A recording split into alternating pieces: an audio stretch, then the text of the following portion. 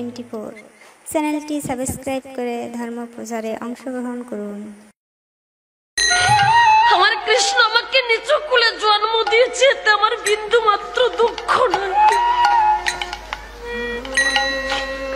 আমায় আর কেউ ভালো না বাসুক,